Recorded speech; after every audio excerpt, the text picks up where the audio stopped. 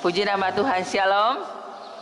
Selamat sore buat kita semua, baik kita ada di sini maupun kita yang mungkin sedang mendengarkan program ini melalui radio dimanapun kita berada. Ya, kita akan belajar firman Tuhan. Saya akan berbicara satu ayat saja sore hari ini. Ya, kita membuka dalam Roma pasal 12 ayat yang ke-12. Kitab Roma pasal 12 ayat yang ke-12.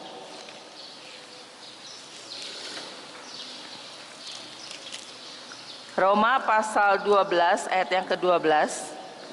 Kalau sudah ketemu katakan amin. Sudah ketemu semuanya? Kita akan baca bersama-sama ya. Roma 12 ayat 12, 1, 2, 3. Bersukacitalah dalam pengharapan, sabarlah dalam kesesakan, dan bertekunlah dalam doa. Ya, ini merupakan ayat yang mungkin favorit ya buat setiap kita. Bagaimana ayat ini adalah ayat yang sangat luar biasa ya, ditulis oleh Rasul Paulus. Ayat ini yang pertama mengatakan bahwa bersukacitalah dalam pengharapan ya.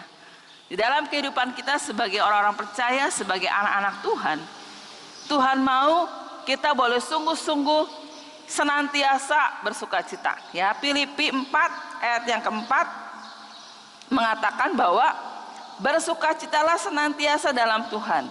Sekali lagi kukatakan, bersukacitalah. Ayat ini ditulis oleh Rasul Paulus waktu itu, dan waktu dia menulis ada dalam penjara ya.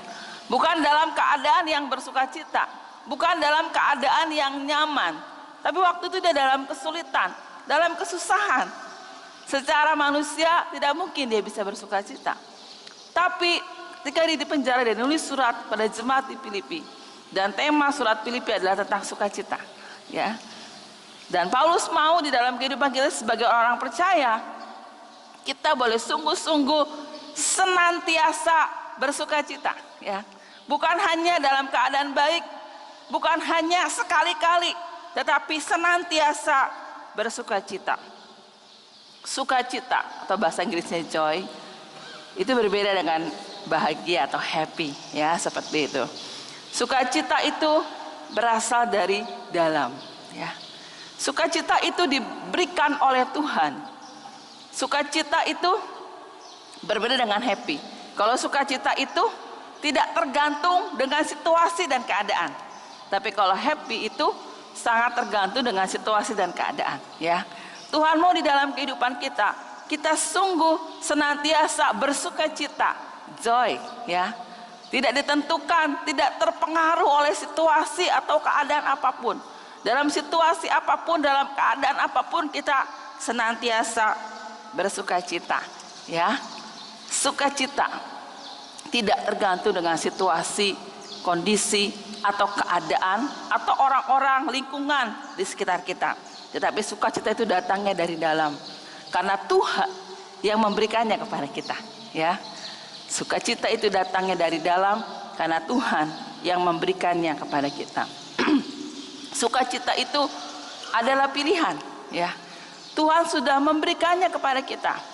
Kita tinggal mengaktifkannya aja ya, seperti itu. Gampang aja ya. Kalau kita mau bersukacita, kita harus percaya Tuhan sudah berikan dalam hidup kita, dan kita tinggal mengaktifkan sukacita itu ya.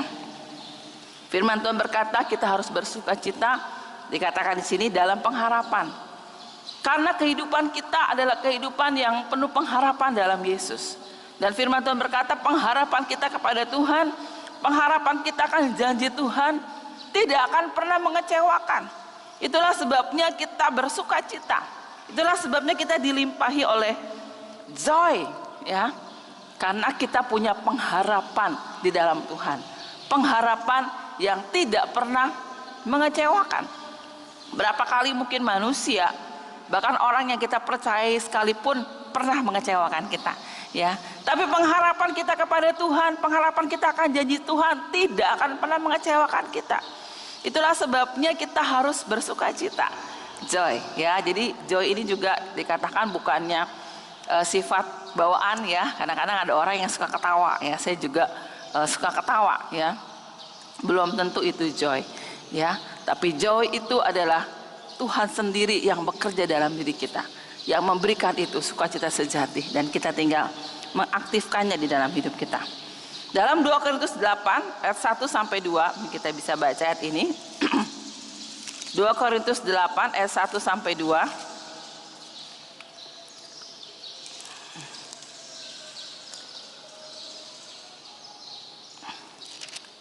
Firman Tuhan berkata, saudara-saudara, kami hendak memberitahukan kepada kamu tentang kasih karunia yang dianugerahkan kepada jemaat-jemaat di Makedonia.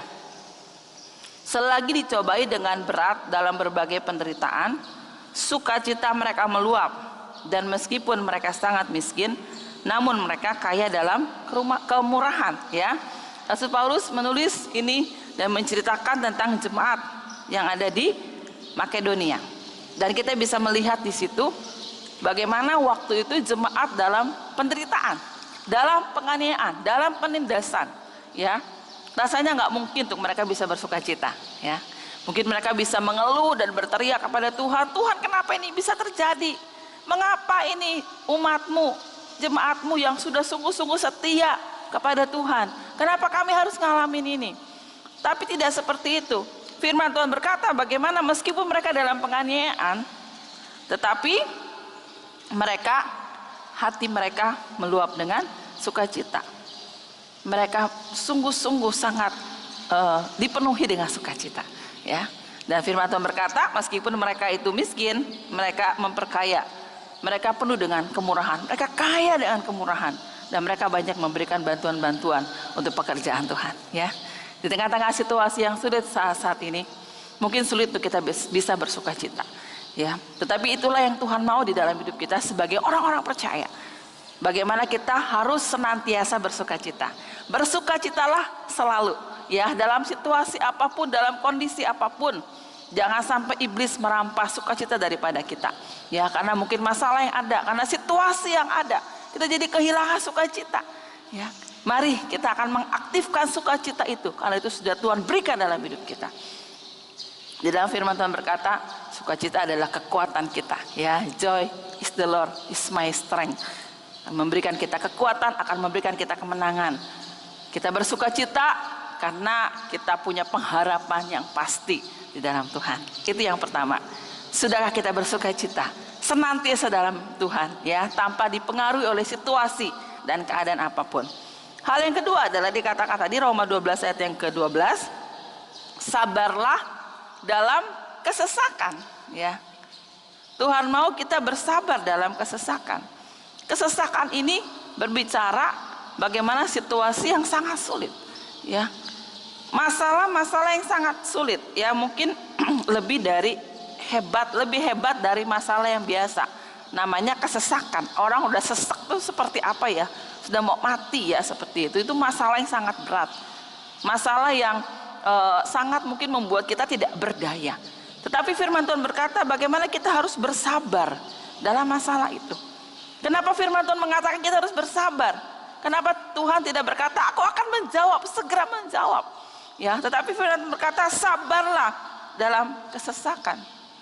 Saat ini berbicara mengenai masalah kesabaran, ya, sulit ditemukan, ya, dan sangat mungkin langka orang-orang yang sabar, ya, seperti itu. Terkadang dalam hidup kita, waktu kita mengalami masalah, situasi yang sulit, kita akan berkata kepada Tuhan, sampai kapan ya Tuhan, saya harus bersabar, ya.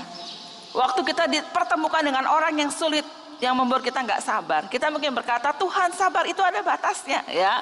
Kadang-kadang kita berkata seperti itu. Tetapi Tuhan mau di dalam kehidupan kita boleh sungguh-sungguh bersabar dalam kesesakan, ya. Bersabar aja sulit, apalagi bersabar dalam kesesakan, ya. Tapi itulah yang Tuhan mau. Zaman-zaman sekarang ini banyak orang maunya cepet, ya. Maunya instan, maunya buru-buru, maunya ngambil jalan pintas. Tapi Tuhan mau bagaimana kita harus bersabar. Bersabar juga artinya adalah penderitaan yang panjang, ya, seperti itu. Kalau belum menderita yang panjang berarti belum bersabar, ya. Apa yang dimaksud dengan sabar? Bagaimana supaya kita bisa menjadi orang sabar? Atau apa ini maksud dengan sabar? Sabar itu bagaimana kita belajar menaklukkan kehendak kita, menaklukkan keinginan daging kita, menaklukkan sifat lahiriah kita, ya, untuk mungkin tidak membalas, untuk tidak kecewa, ya. Ada banyak kali waktu kita diperhadapkan dengan orang yang sulit, ya, orang yang menyakiti kita, orang yang bikin kita kesal, bikin kita marah. Ya, Tuhan mau kita sabar. Bagaimana kita belajar menaklukkan kehendak kita, menaklukkan keinginan daging kita, menaklukkan sifat lahiriah kita, ya. Dan kita belajar untuk bersabar, tidak kecewa, tidak sakit hati, tidak membalas, ya. Tidak ambil jalan pintas. Kok saya belum disembuhkan Tuhan juga? Kok masalah saya belum selesai juga? Kok masalah rumah tangga saya belum selesai juga? Lebih baik saya cerai, ya, seperti itu. Tapi Tuhan mau kita sabar, menaklukkan kehendak dan keinginan daging kita. Bersabar artinya adalah bagaimana kita mau menunggu waktunya Tuhan, mau ngikutin prosesnya Tuhan, ya. Kita bersabar dengan rela dan bertekun mengikuti waktunya Tuhan, tanpa memberi batas waktu sama Tuhan, ya.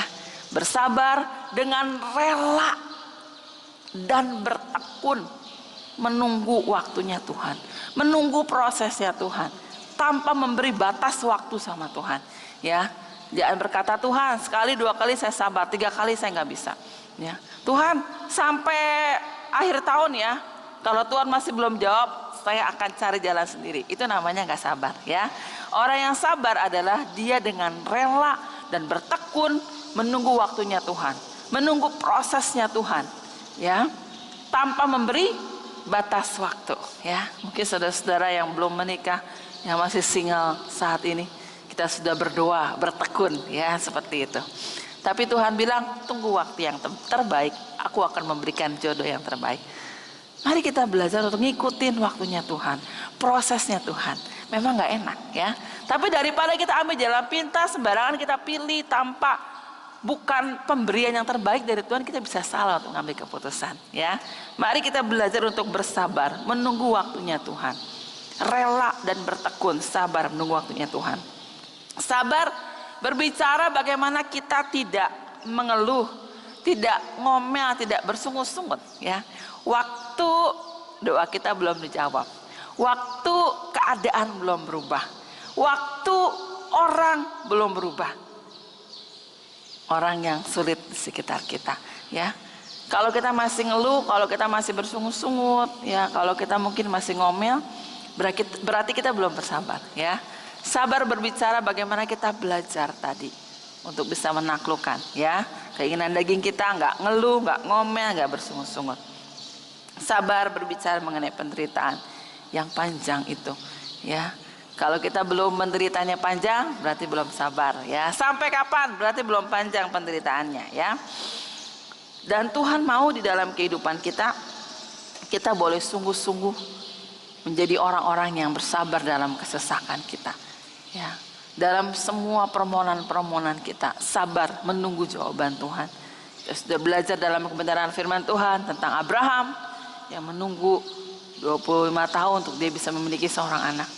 Dan beberapa orang-orang di dalam firman Tuhan, ada perempuan yang sakit pendarahan 12 tahun, ya, dia sakit, dan 38 tahun dia menunggu Tuhan untuk menjawabnya, dan Tuhan menjawab tepat pada waktunya, ya. Waktu Tuhan terkadang tidak sama dengan waktu kita, tetapi kita harus tetap terus bersabar dalam kesesakan tadi, ya, sampai waktunya tiba, ya. Kalau jalan dalam hidup kita lancar, mulus-mulus aja, atau orang-orang di sekitar kita baik-baik aja, kita nggak akan punya karakter sabar itu, ya, seperti itu. Tuhan mau kita bersabar. Kasih itu adalah sabar, ya kan? Itu yang pertama, ya. Tuhan bilang ini adalah hukum yang utama dan terutama. Percuma kamu punya segala sesuatu, kamu punya karunia yang banyak, kamu punya pendidikan yang tinggi, ya, kamu bahkan memberikan dirimu untuk dibakar. Kalau kamu nggak punya kasih, itu percuma. Kasih itu sabar, ya. Dan sabar itu bisa muncul waktu kita dalam situasi yang sulit. Sabar itu bisa muncul waktu kita diperhadapkan dengan orang-orang yang sulit, ya. Jadi waktu kita mengalami situasi yang sulit, waktu kita mengalami orang-orang yang sulit, disitulah Tuhan mau kita bersabar. Disitulah Tuhan mau kita menghasilkan buah kesabaran tadi. Ya, seperti itu, karena itu yang Tuhan mau di dalam hidup kita. Sabar dalam kesesakan. Yang pertama tadi apa? Bersukacita dalam pengharapan. Yang kedua, sabar dalam kesesakan. Dan yang ketiga adalah yang Tuhan mau bagaimana kita bertekun dalam doa, ya. Ini kunci-kunci kemenangan dalam situasi yang sulit, ya. Bertekun dalam doa. Jangan sampai kita akan berdoa dan berpuasa waktu ada masalah dalam hidup kita, ya. Ada waktu-waktu tertentu di mana kita sangat membutuhkan Tuhan, kita mungkin sudah sakit, kita mungkin ada masalah yang berat, kita lalu berdoa, ya. Kita sungguh-sungguh berdoa, berpuasa. Tuhan berkata bagaimana kita harus bertekun dalam doa. Bukan hanya sekali-sekali, bukan hanya waktu-waktu tertentu, bukan doa rutinitas, ya. Tetapi Tuhan mau kita boleh sungguh-sungguh bertekun dalam doa. Kolose 4 ayat yang kedua, bertekunlah dalam doa. Dalam pada waktu itu berjaga-jagalah sambil mengucap syukur, ya. Filipi 4 ayat yang ke-6 dikatakan bahwa janganlah hendaknya kamu khawatir tentang apapun juga. Nyatakanlah keinginanmu dalam doa dan permohonan dengan ucapan syukur, ya, seperti itu. Tuhan mau kita boleh sungguh-sungguh bertekun dalam doa, senantiasa berdoa, terus-menerus berdoa, berjaga-jaga, ya. Dalam situasi yang sulit, bagaimana kita ada di akhir zaman saat-saat ini, nubuat-nubuat sudah mulai tergenapi, ya, dan hampir sebentar lagi kita akan mengalami, ya, bagaimana Yesus yang akan datang kembali. Meskipun kita nggak tahu waktunya kapan, ya, tetapi saat-saatnya sudah semakin mendekat. Waktunya sudah semakin singkat. Apa yang harus kita lakukan? Bagaimana kita harus senantiasa berdoa dan berjaga-jaga, ya, bertekun dalam doa. Itu akan membuat kita menjadi kuat. Itu akan membuat kita bisa berkemenangan dalam Tuhan. Itu akan membuat kita mengalami mujizat dan terobosan-terobosan di dalam kehidupan kita. Jemaat yang mula-mula sebelum mereka mengalami Roh Kudus yang membaptis dan memenuhi mereka, firman Tuhan berkata bagaimana mereka bertekun, bersehati dalam doa bersama-sama. Ya, bukan sehari 2 hari, mereka berdoa 10 hari di Laut Yerusalem sampai mereka dipenuhi dengan kuasa Roh Kudus. Ya, Tuhan mau di dalam kehidupan kita boleh sungguh-sungguh meminta kepada Tuhan dengan bertekun, dengan tidak jemu-jemu, terus menerus, ya. Dan Tuhan memberikan perumpamaan yang luar biasa, ya, di dalam Lukas pasal 18 tentang seorang janda, ya, yang memiliki permohonan dan dia datang kepada hakim, ya. Dikatakan bahwa hakim ini adalah hakim yang tidak benar dan hakim yang tidak menghormati siapapun, ya. Tetapi karena janda ini terus menerus datang meminta berulang-ulang, bertekun, akhirnya hakim yang tidak benar itu pun mengabulkan apa yang menjadi keinginannya, apa yang menjadi kerinduan dari si janda ini, ya. Apalagi kita anak-anak Tuhan. Dalam Lukas 18 ayat yang ke-7, tidakkah Allah akan membenarkan orang-orang pilihannya yang siang malam berseru kepadanya, dan apakah ia akan mengulur-ngulur waktu sebelum menolong mereka, ya.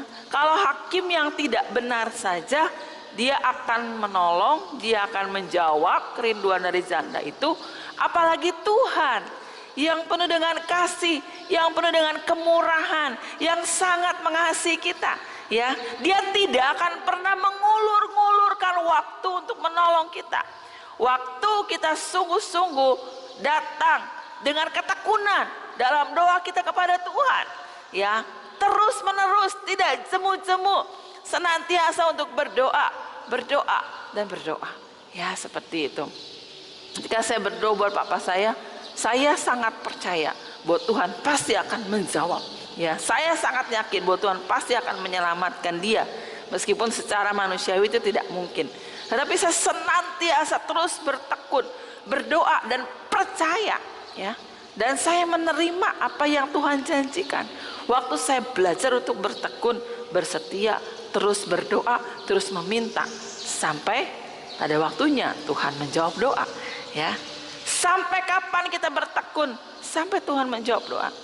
Kalau Tuhan belum menjawab doa, tetap terus bertekun dalam doa, senantiasa berjaga-jaga. Nyatakanlah semua permohonanmu. Jangan sampai kita menjadi takut dan khawatir dalam situasi-situasi saat ini, tapi nyatakanlah semuanya dalam doa.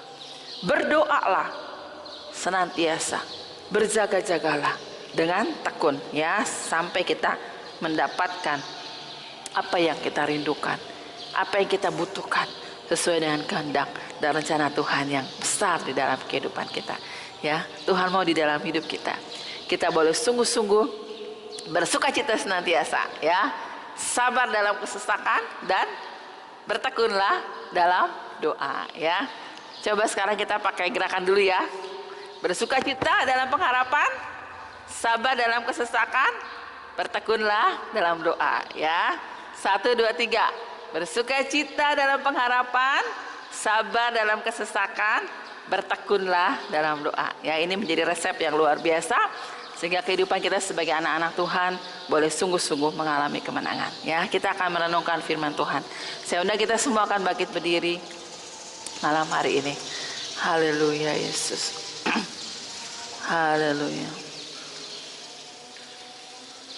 Haleluya. Haleluya Yesus.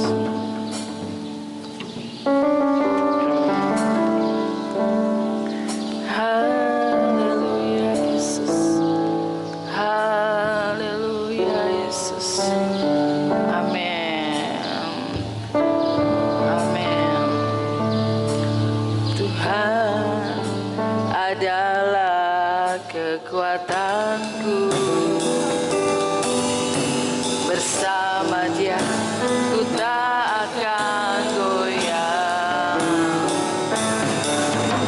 Ku kan terbang tinggi bagai raja wali, melakukan perbuatan yang besar. Tuhan, Tuhan adalah kekuatanku. Bersama Dia ku tak akan goyah. Ku kan terbang tinggi, ku